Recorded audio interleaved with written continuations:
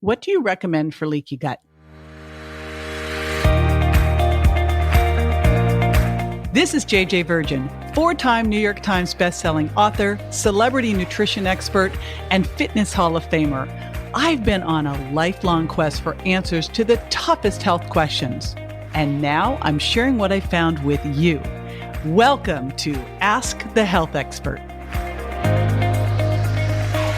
Lori Ann McIver from Facebook asked, what do you recommend for leaky gut? Well, I got a couple things to recommend. I'll be right back with that answer.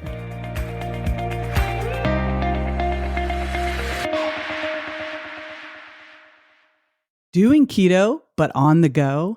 My keto bars can keep you on track deliciously. The dark chocolate and coconut taste like a candy bar, and the pumpkin seed and hemp protein blend makes them vegetarian friendly too. Sweetened with keto-approved allulose syrup, they have 2 net grams of carbs, 10 grams of protein, and 15 grams of healthy fat so they can satisfy you and keep you that way for hours. And because you are a listener, you can get them for 10% off while supplies last. Just go to jjvirgin.com/keto bar and use the coupon code KETO, KETO in caps at checkout. All right, so here's what we've got to do with leaky gut. First of all, know why the heck it's happening in the first place. So leaky gut is just what it sounds like. Your small intestine, which should be semi-permeable, gets holy. It gets more permeable than it should be. And things that should not be passing out into circulation do. And they create an immune response by your body because your body's going, what the heck is this? And why is it here? So your body launches antibodies out as an attack.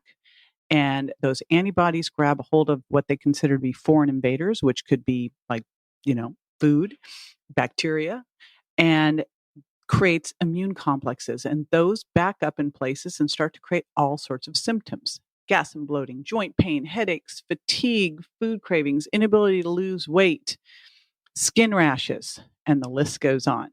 So why does this happen? Well, one of the biggest causes of it is stress, which is a challenge because I'm still trying to find those people that aren't really stressed. And we've dealt with how do you deal with stress quite a lot on this podcast. So be sure if that's an issue to go back and listen to some of the different episodes we've done on it. So stress makes your gut more permeable. Certain medications can make your gut more permeable, especially pain medications. And then eating a highly processed diet of the same old, same old. And when you look at some of the biggest culprits, gluten can make your gut more permeable. By triggering the release of something called zonulin. Fructose can make your gut more permeable.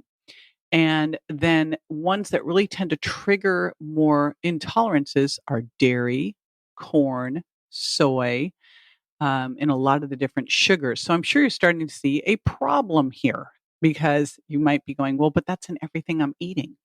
If that is the case, actually, I'm going to say, well, this will be great for you because you'll be able to turn it around quickly. So the first thing that I have someone do who's struggling with leaky gut is go on the Virgin diet. And the Virgin diet, it talks about food intolerance. And food intolerance, one of the biggest reasons we get food intolerances is due to leaky gut. So the first thing I have you do is go on the Virgin diet. And that is where you pull out the top 7 food culprits: gluten, dairy, soy, corn, eggs, peanuts, and then sugar and artificial sweeteners. I lumped those together because they're all about the same amount of bad, although I think artificial sweeteners are the worst. So you pull those out for at least 3 weeks to give your body a chance to heal and reset and to help you start to feel what feeling normal really should feel like. While you're doing that, I don't leave you hanging. You're making swaps to healthier foods that really help to heal your gut. Things like fish, which is so great and anti-inflammatory. Apples and green bananas, which have soothing fibers. Fermented foods like coconut kefir, coconut yogurt, antioxidant-rich foods, all the different rainbow of fruits and vegetables. And then flax seeds and chia, which are mucilaginous and gut healing. So first is to remove the potential offenders, add in healing foods, And of course, if you've got stress going on, sometimes you may not be able to deal with the exact culprit of the stress, but you can put in stress strategies like tapping, emotional freedom technique, meditation, um, high intensity interval training, things that you find your bliss to help you handle it.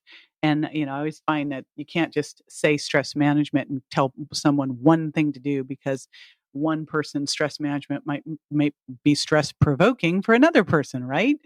Um, and then supplements. And here's where I'm going to dig in, because there are supplements that can immediately start putting out that fire for you and help you start to feel better fast. And I think that's what we really want to do. There's nothing worse than having a leaky gut and all the GI symptoms that go along with it, because it just impacts everything in your life.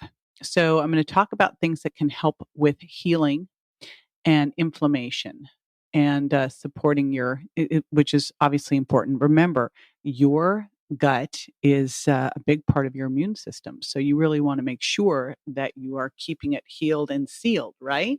All right. So collagen is one thing that you may not be thinking about. Now, I have a paleo protein, which is made from bone broth. So it's also got collagen in it. And I like to add extra collagen, because collagen can help seal the gut. It can help with that, getting that semi-permeable membrane back to semi-permeable, not too permeable. Glutamine, same thing. Glutamine's amazing for this, and probably in higher doses than you're thinking of. 3 grams, kind of a starting point. What's nice is you can get glutamine in powder and throw it into your smoothie.